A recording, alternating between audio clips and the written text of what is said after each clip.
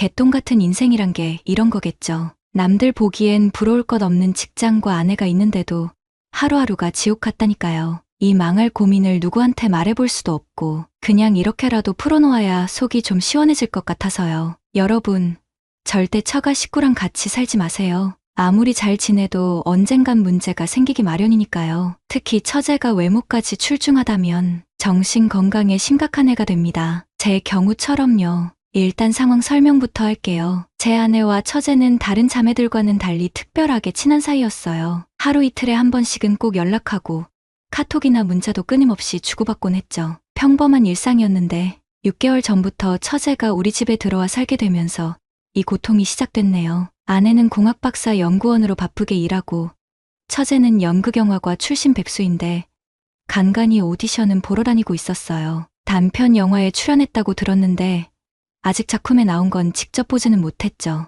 여보, 우리 좀 이야기할 게 있는데 퇴근하고 저녁을 먹고 있는데 아내가 조심스럽게 말을 꺼내더군요. 그때부터 느꼈어야 했는데 뭔가 심상치 않은 이야기가 나올 거라는 걸. 동생이 월세도 부담되고 있고 지방에서는 오디션 보러 다니기도 힘드니까 우리가 좀 불편하더라도 한 1년만 데리고 있으면 안 될까? 아내가 얼마나 어렵게 그 이야기를 꺼내는지 눈에 보이더라고요. 그래서 흔쾌히 알겠다고 해버렸죠. 그때 좀 더 생각해볼 걸. 하기야 그때는 뭐가 잘못될 거라고 생각이나 했겠어요. 솔직히 처음엔 나쁘지 않았어요. 젊은 처제가 집에 있으니 활기도 생기는 것 같았고 덕분에 몰랐던 영화도 많이 보게 됐죠. 특히 미드에 눈을 뜨게 된 것도 처제 덕분이었어요. 다 좋았어요. 처음엔 오늘 본 드라마 마지막에 반전 장면 있던데 형부 좋아하실 것 같아요. 처제의 추천으로 봤던 드라마들은 정말 재밌었어요. 아내가 퇴근 후 피곤해서 TV 앞에 앉아있기 힘들 때도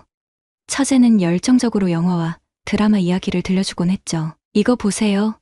형부, 이 감독 연출 스타일이 독특해서 한번 보시면 빠져들걸요? 그런데 3개월쯤 지나자 변화가 시작됐어요. 처제의 옷차림이 달라지기 시작한 거죠. 인터넷에서나 볼 법한 짧은 바지, 딱 달라붙는 옷, 눈을 어디에 둬야 할지 몰랐다니까요. 솔직히 처제가 경제력은 부족해도 배우 지망생인 게 우연은 아니더라고요. 일반인과는 차이가 날 정도로 얼굴도 예쁘고 몸매가 남달랐으니까요. 한 번은 참다 처제에게 물었죠.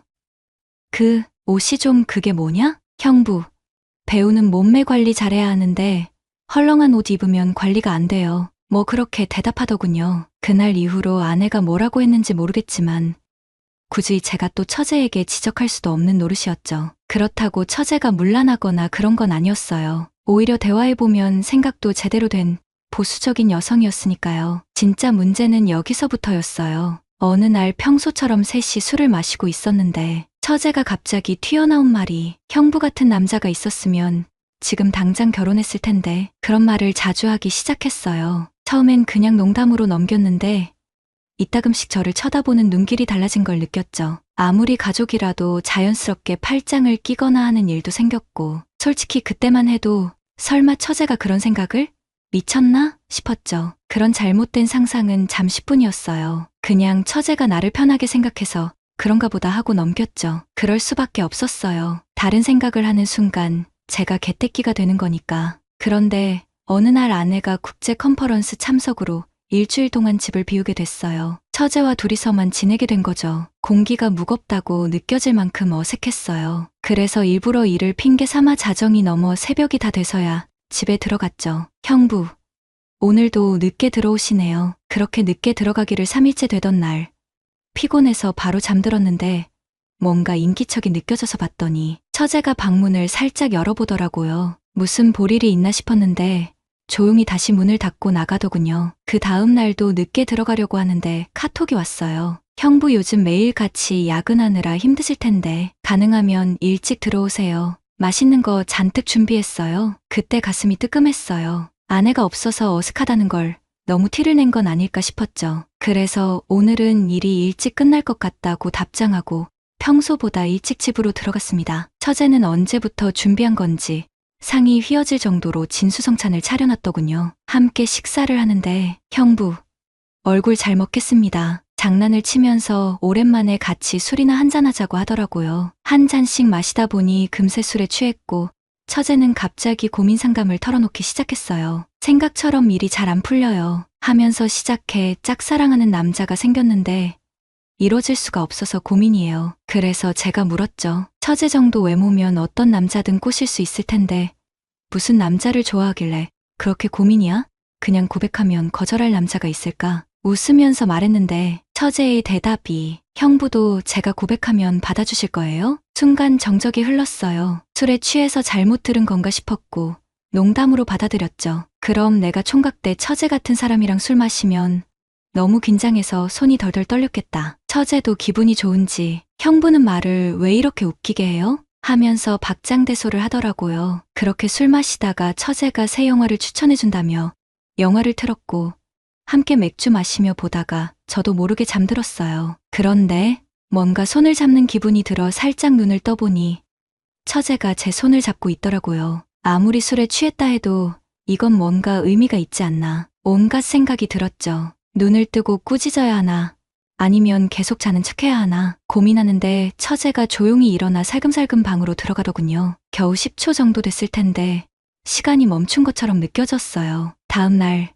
저는 아무것도 모르는 척 처제에게 인사하고 출근했어요. 그리고 아내가 한국에 돌아올 때까지 매일 새벽 1시쯤 들어가서 6시 전에 나가는 생활을 반복했죠. 처제가 정확히 무슨 생각을 하는지는 모르지만 눈치 있는 사람이니 대충 어떤 마음인지 알 것 같았어요. 솔직히 말하면 마음이 심란하면서도 기분이 좋기도 하고 이런 생각하는 내가 개떼끼 같았죠. 마음이 왔다 갔다 했어요. 아내가 집으로 돌아왔는데도 저는 처제가 어색해서 계속 늦게 귀가했어요. 보이지 않는 앞에서 아내는 제게 물었죠. 요즘 왜 이렇게 늦어? 무슨 일 있어? 저는 일이 바빠서라고 변명했고 그게 반복되다 보니 아내와 자주 다투게 됐어요. 그렇다고 있는 사실 그대로를 말할 수도 없잖아요. 당신 동생이 나 좋아하는 것 같아서라니. 그런 말 했다간 각별한 자매 사이가 깨져버릴 테고 만약 처제가 발뺌이라도 하면 저만 이상한 사람이 될 테니까요. 제 짐작일 뿐 특별한 일이 있었던 것도 아니고 처제가 고백을 한 것도 아니었으니까요. 그렇다고 대뜸 처제 나 좋아해? 라고 물어볼 수도 없고 저러다 처제에게 남자가 생기면 잠잠해지겠지라고 생각했어요. 익명이니 솔직하게 말하자면 저도 사람이다 보니 여배우처럼 예쁜 처제가 저를 좋아한다면 어떤 결정을 해야 할지 고민도 많이 됐어요. 그냥 정신 나간 사람처럼 일을 저질러버릴까 하는 생각도 해봤어요. 하지만 다른 사람도 아니고 아내의 동생과 그럴 수는 없었죠. 내가 사람이지 걔는 아니잖아요. 처제가 오기 전까지는 아내와 사이도 좋았는데 지금은 살짝만 건드려도 싸움이 나는 냉전 같은 상태예요. 그러던 중 처제가 외출한 날 아내와 둘이서 식사하다가 물어봤어요. 이제 어느 정도 됐으니까 처제를 내보내는 게 어때? 우리가 월세라도 대주자. 씨알도 먹히지 않더군요. 동생은 내가 데리고 있으면서 케어해줄 거야. 우리가 월세 대주면 적금은 어떻게? 또 갑자기 처제한테 그런 말로 압박 주면 애가 어떻게 생각하겠어. 연기에 전념도 못할 거고 솔직한 이유가 속까지 차올라서 말하고 싶었지만 처제가 저한테 대놓고 뭐라고 한 것도 없으니 뭐라 말도 못하고 알겠다고 대답했죠. 차라리 그날 밤 처제를 꾸짖을 걸 그랬어요. 그날 이후로 처제에게 계속 냉랭하게 대하니까 대충 알아서 하라는 암시는 준 셈이었죠. 처제도 대충 아는 눈치였는데 그런데도 저만 보면 눈웃음을 지더라고요. 이런 사정을 모르는 아내는 최근 들어 처제한테 왜 이렇게 쌀쌀맞게 대하냐고 면박을 주고요. 아내가 안 보고 있을 때면 처제는 저를 보며 계속 눈웃음을 치고 쳐다봐요. 아내는 아무것도 모르고 제가 단순히 처제가 얹혀 사는 걸 싫어하는 줄로만 알고 있어요. 그러다 보니 아내는 제 모습에 실망했고 부부 사이도 냉기가 돌게 됐죠. 그냥 지내다 보면 시간이 약이 될까요?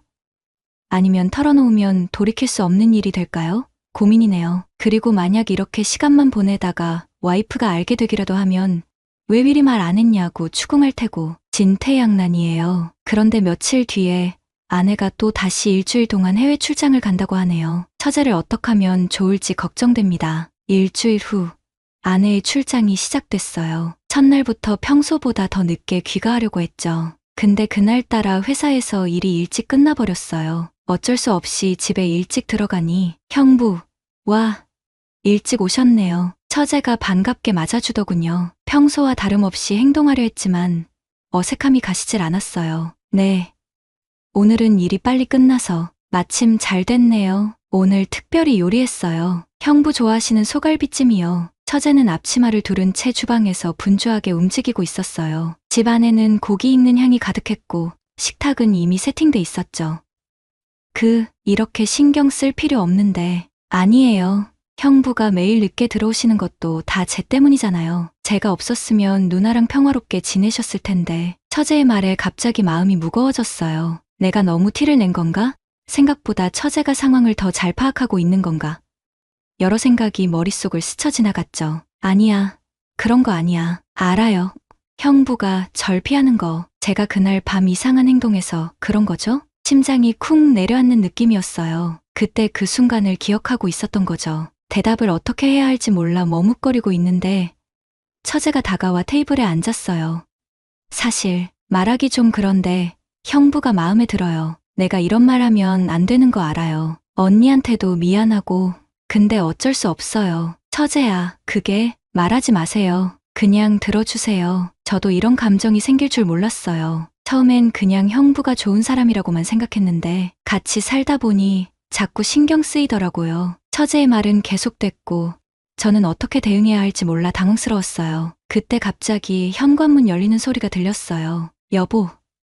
나왔어. 아내였어요. 오빠 일찍 왔네? 컨퍼런스가 갑자기 취소돼서 오늘 돌아왔어. 아내는 기분 좋은 표정으로 들어오더니 테이블에 앉아있는 우리를 보고 웃었어요. 와, 이게 다 뭐야? 동생이 요리했어? 맛있겠다. 그 순간 처제와 눈이 마주쳤는데 그 눈빛이 아직도 잊혀지지 않아요. 공포, 당혹감, 그리고 비밀을 공유한 동질감 같은 게 섞여 있었죠. 언니, 왜 갑자기 왔어? 말도 없이 깜짝 선물로 하려고 했지. 근데 너희 둘이 사이가 좋아 보이네? 오빠가 요즘 널 피하는 것 같다고 걱정했는데. 아내의 말에 처제는 어색하게 웃으면서 대답했어요. 아니야, 형부가 바빠서 그런 거였어. 오늘도 일찍 와주셔서 너무 고마웠어요, 형부. 그날 밤 우리 셋은 함께 식사를 했고 겉으로 보기엔 아무 일도 없는 것처럼 보였을 거예요. 하지만 내 속은 천불이 났죠. 처제가 하려던 말이 뭐였는지, 그리고 그 말을 들었다면 내가 어떻게 반응했을지. 그날 이후로 몇 주가 지났어요. 처제는 갑자기 오디션에 합격했다며 드라마 촬영을 위해 기숙형 숙소로 이사를 갔고 아내와 저는 다시 둘만의 생활로 돌아왔죠. 표면적으로는 평화로워졌지만 가끔 아내가 처제와 통화할 때마다 불안감이 엄습해요. 처제가 무슨 말을 할지, 우리가 나눈 대화, 그 미묘한 긴장감을 아내에게 어떻게 설명할지. 어제는 아내가 처제의 첫 드라마 촬영장에 다녀왔어요. 돌아와서 하는 말이, 오빠, 동생이 물어보더라. 우리 집에 살 때 혹시 불편한 거 없었냐고. 혹시 뭐 있었어? 심장이 멎을 것 같더군요. 처제가 뭔가 말했나? 아내가 눈치챘나? 온갖 생각이 스쳐 지나갔죠. 아니, 별로 없었는데? 정말? 동생이 걱정하던데 자기 때문에 우리 사이가 안 좋아진 것 같다고. 그런 거 아니야. 그냥 회사 일이 바빠서 그랬던 거고. 아내는 저를 물끄러미 바라보더니 미소를 지었어요. 알았어. 그럼 다행이고 그나저나 동생이 드디어 연기 일이 잡혔네. 기특하지? 그래. 축하할 일이지. 그 뒤로 몇 달이 지났고 처제는 가끔 집에 놀러 오지만 예전과는 다르게 행동해요. 마치 아무 일도 없었던 것처럼, 혹은 그날의 일을 잊기로 한 것처럼요. 저도 그렇게 받아들이는 게 좋을 것 같아요. 하지만 가끔 술에 취했을 때나 혼자 있을 때면 생각해요. 만약 그날 아내가 오지 않았다면, 처제의 말이 계속됐다면, 그리고 내가 어떤 대답을 했을지, 어쩌면 더 큰 실수를 할 뻔했던 건지도 모르겠네요. 인생이란 게 이렇게 갈림길의 연속인가 봐요. 어떤 선택을 했느냐보다 어떤 선택을 하지 않았느냐가 더 중요한 때도 있는 것 같고요. 여러분, 이런 상황에 처하지 않길 바랍니다. 그냥 처가 식구와는 적당한 거리를 두세요. 특히 처제가 미인이라면 더더욱요. 오늘도 아내는 저를 믿고 처제는 새 삶을 살아가고 있어요. 그리고 저는 이렇게 익명의 사연으로 고백하며 마음의 짐을 조금이나마 덜어봅니다. 오늘의 사연은 여기까지입니다. 구독과 좋아요는 사랑입니다.